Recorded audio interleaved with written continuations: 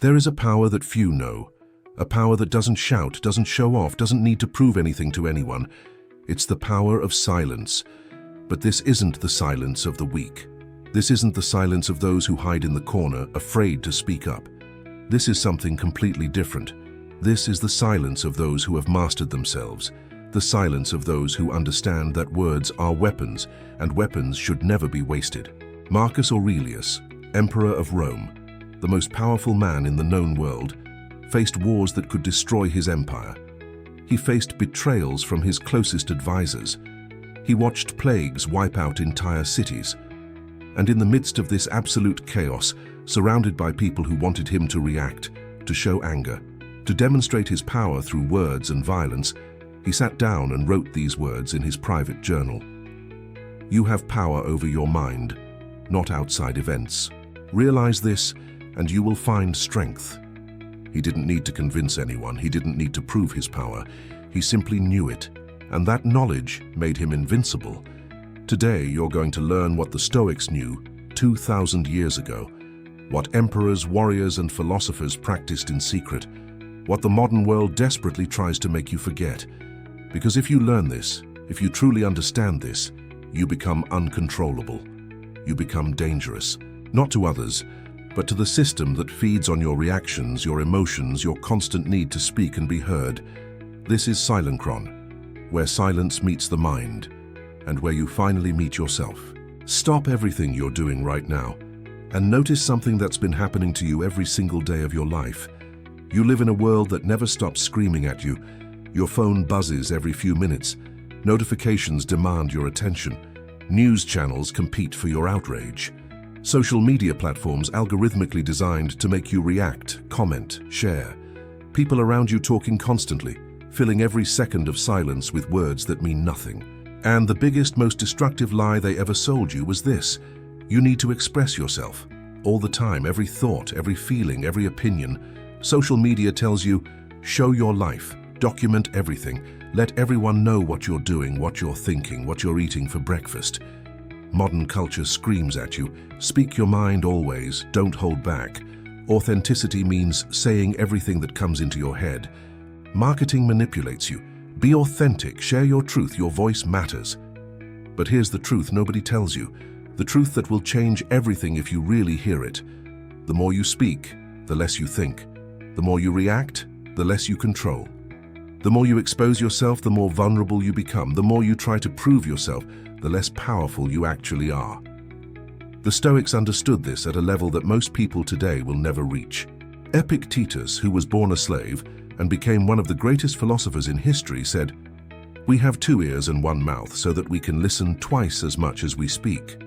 You think that was just a clever saying? You think he was making a joke? No, it was a mental warfare strategy.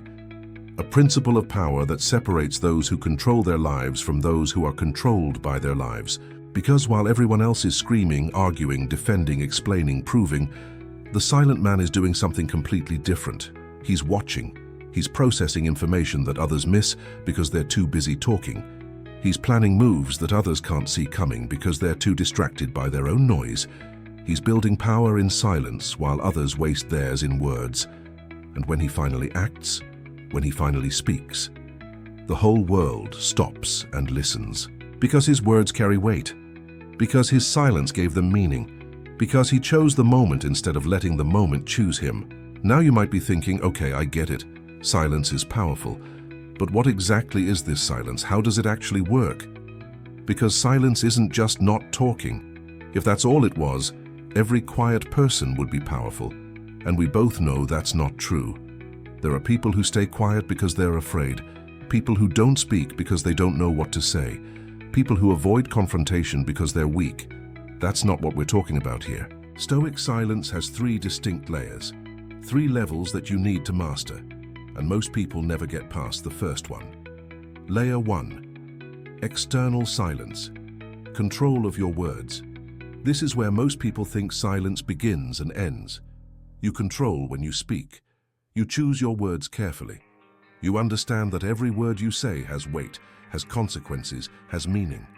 Seneca, who was one of the richest and most powerful men in Rome, who advised emperors and survived political plots that killed everyone around him, wrote these words from a prison cell. Say little, but say it well. Think about that for a moment. This man had all the power in the world to speak. He could have said anything. He could have defended himself endlessly. He could have argued his case to everyone who would listen. But he chose silence. He chose to say little. And when he did speak, every word counted. Now ask yourself, when do you speak just to speak? When do you fill uncomfortable silence with empty words? When do you give your opinion when nobody asked for it? When do you explain yourself when no explanation is needed? Every time you do that, you're giving away your power, you're showing your cards, you're revealing your weaknesses, you're telling the world exactly how to manipulate you. Because words are weapons, and you're handing your weapons to your enemies. Layer 2, internal silence, control of your mind. Here's where it gets real. Here's where the actual battle happens. Your external silence means nothing if your mind is screaming at you constantly. Anxiety about the future, regret about the past, comparison with others, self-doubt, second-guessing every decision, running imaginary conversations in your head where you finally say the perfect thing. Your mind never stops. It's a battlefield, and most people lose this battle every single day without even realizing they're fighting it. Marcus Aurelius, the emperor who could have anything he wanted, who commanded armies and controlled empires, struggled with this exact thing. He wrote in his journal, "Confine yourself to the present," not because it was easy, but because it was necessary. Internal silence is when you stop the destructive dialogue in your head, when you stop arguing with ghosts, when you stop reliving past failures and rehearsing future disasters, when you stop the constant mental noise that drains your energy and clouds your judgment. This is harder than external silence because your mind is tricky. It will convince you that worry is preparation, that anxiety is alertness, that overthinking is intelligence, all lies. Internal silence is when you recognize these thoughts for what they are: distractions, obstacles, enemies of clarity. Layer 3, silence of action. Control of your reactions. This is the most dangerous layer, the most powerful, the one that separates masters from everyone else. This is when you stop reacting and start responding. Someone insults you? Silence. Not because you're afraid, not because you can't defend yourself, but because you choose not to, because you understand that their words only have the power you give them. A crisis happens. Silence, not panic, not immediate action driven by fear, but calm assessment, clear thinking, decisive response when the time is right. Success happens. Silence, not celebration that reveals your ego, not boasting that invites jealousy and attack, just quiet acknowledgement and continued work. Because you know something that others don't know. Life is constantly testing you, and you don't need to prove anything to anyone except yourself. The Stoics called this apatheia, not apathy, not caring, but freedom from being enslaved by your emotions and reactions. The ability to feel everything but be controlled by nothing. This is the ultimate power. This is what makes you truly dangerous. Now, if silence is so powerful, why don't more people practice it? Why is it so incredibly difficult to just stay quiet? Because you have 3 enemies working against you every single day. 3 forces that will do everything they can to make you speak, react, defend, explain, prove. And until you recognize these enemies, until you understand how they operate, they will control you. Enemy. 1. Your ego. Your ego is the voice in your head that constantly needs validation. That needs everyone to know how smart you are, how strong you are, how successful you are, how right you are. Your ego makes you do stupid things. You correct people in conversations even when it doesn't matter. You share your achievements without anyone asking, disguised as casual conversation. You need to have the last word in every argument, even arguments you don't care about. You defend yourself against criticism that isn't even important. You explain your decisions to people who have no right to judge them. Epictetus was absolutely brutal about this. He said, "If you want to improve, be content to be thought foolish and stupid." Read that again. Be content to be thought foolish and stupid. Your ego can't handle that. Your ego would rather destroy you than let other people think less of you. Your ego is the traitor inside your gates. It's the enemy pretending to be your friend. It makes you dance like a circus monkey, performing for an audience that doesn't even care about you. An audience that will forget you the moment you stop performing. An audience that is secretly hoping you fail so they feel better about themselves. Your ego is your greatest traitor, and silence is how you kill it. Enemy 2, your fear. Fear is subtle. It doesn't announce itself. It disguises itself as logic, as necessity, as being social. You speak to fill the void, to avoid uncomfortable silence, to appear confident when inside you're terrified, to prevent people from looking too closely at who you really are. You explain yourself constantly because you're afraid of being misunderstood. You defend your decisions because you're afraid people will think you're wrong. You talk about your plans because you're afraid of failing in silence where everyone can judge you. But here's what fear doesn't want you to know.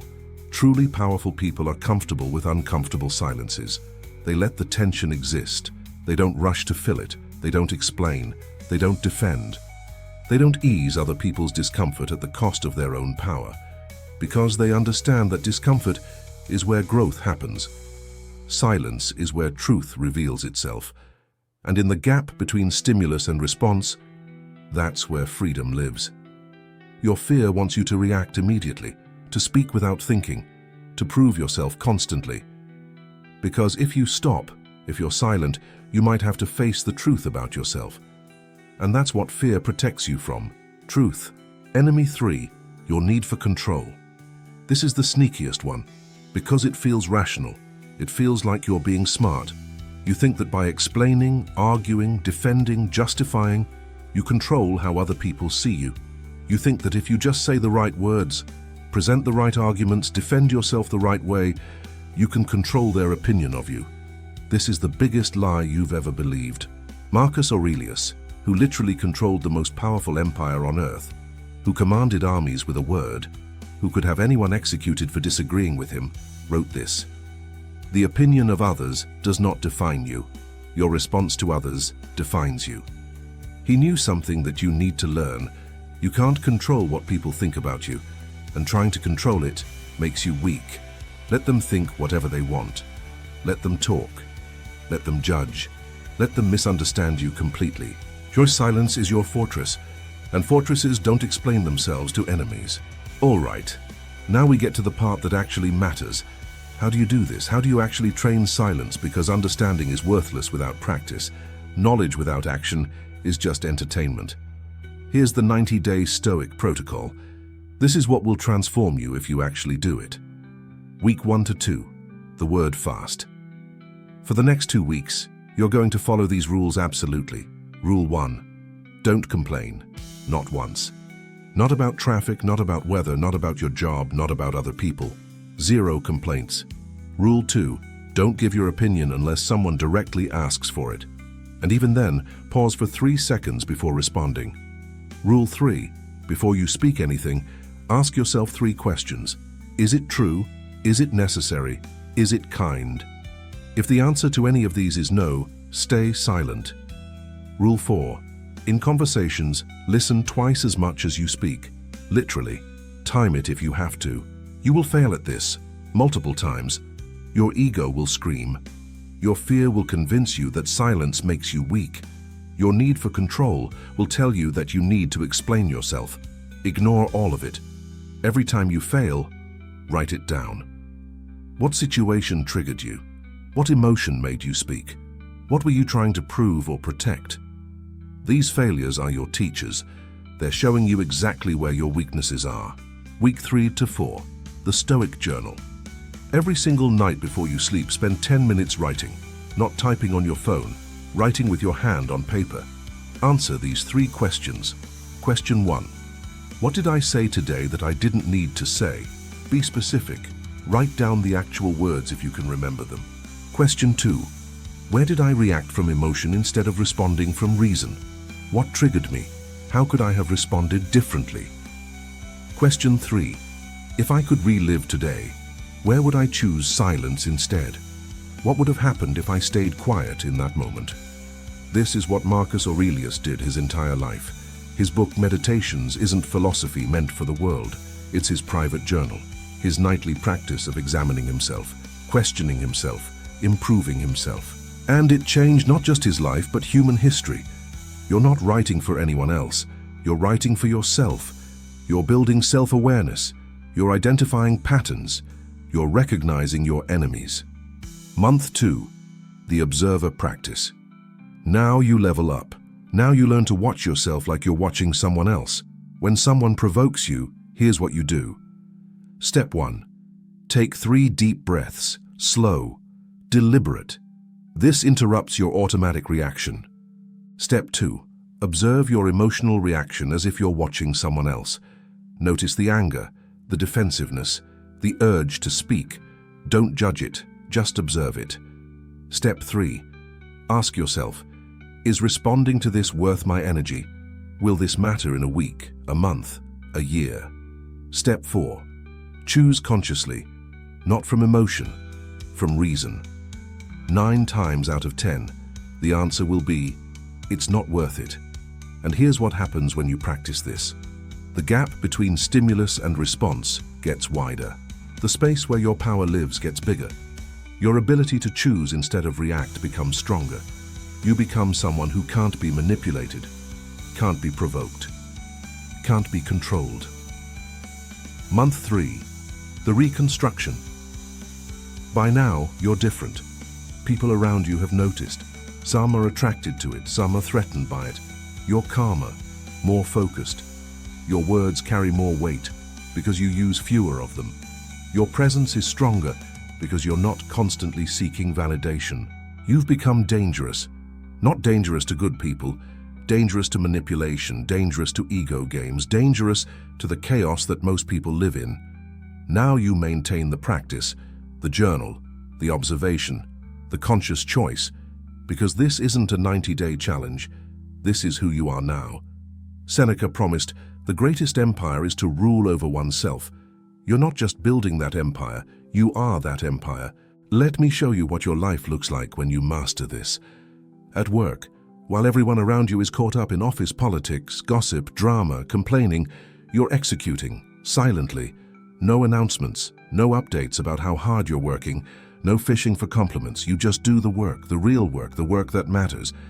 And when results appear, when the project succeeds, when the promotion comes, your silence made more impact than 1,000 self-promoting conversations ever could. People respect you because you don't need their validation. You don't participate in the games, you're above the noise. In relationships, you don't argue from ego anymore. You don't need to win every disagreement. You don't defend yourself against every criticism. You choose your battles. And when you do engage, every word matters. You're not trying to hurt. You're not trying to prove you're right. You're trying to understand and be understood. The people who matter recognize this. They're drawn to it, because genuine strength is magnetic. In crises, this is where you really see the difference. When everything goes wrong, when the unexpected happens, when everyone else is panicking. You? Silence. Clear mind, calm assessment, decisive action at the right moment. Not because you don't feel stress, not because you're unaffected, but because you've trained for this. You've practiced separating your emotions from your actions. Napoleon Bonaparte, who conquered most of Europe, said, "The ability to be calm is a superpower." He was absolutely right. But here's the real power. Here's what most people miss. You don't do this to impress anyone. You don't do this to look powerful or mysterious or cool. You do this because it's who you really are now. The noise of the world doesn't control you anymore. The opinions of others don't define you anymore. Your ego doesn't command you anymore. Your fear doesn't cage you anymore. Your need for control doesn't enslave you anymore. You've become what the Stoics called invictus, the unconquerable, the undefeated, not because you win every battle, but because you can't be broken, because you're sovereign over the only territory that truly matters, yourself. Marcus Aurelius died in the year 180 AD, over 1800 years ago. But before he died, before he left this world, he left something behind. Not for Rome, not for history, for himself. In his private journal, written by candlelight in military camps, he wrote, "You have the power, Your mind is yours, make it a fortress. Today, right now, you've received the same tools, the same principles, the same practices that emperors used to rule empires, that warriors used to win battles, that philosophers used to find peace in chaos. The tools haven't changed. Human nature hasn't changed. The power of silence hasn't changed. What changes is whether you use them or not. Because here's the truth that nobody wants to hear. Knowing doesn't change anything. Understanding doesn't transform you. Only doing changes you. Only practice transforms you. So here's your challenge. Here's what separates people who watch videos from people who actually change their lives. For the next 7 days, practice silence. Just 7 days. Follow the protocol from week 1. No complaining. No unnecessary opinions. 3-second pause before speaking. That's it, 7 days, and watch what happens. Watch how people respond to you differently. Watch how you feel different. Watch how your mind becomes clearer, your emotions more controlled, your presence more powerful. And when you feel the temptation to react, to defend yourself, to prove something, to fill the silence with words, remember what you learned today. Remember that silence is not weakness. Silence is not fear. Silence is not surrender. Silence is the most powerful weapon you have. It's the weapon that emperors wielded, that philosophers mastered, that warriors depended on, and now it's yours. Welcome to Silencron, where silence meets the mind, and where you finally meet the person you were always meant to be.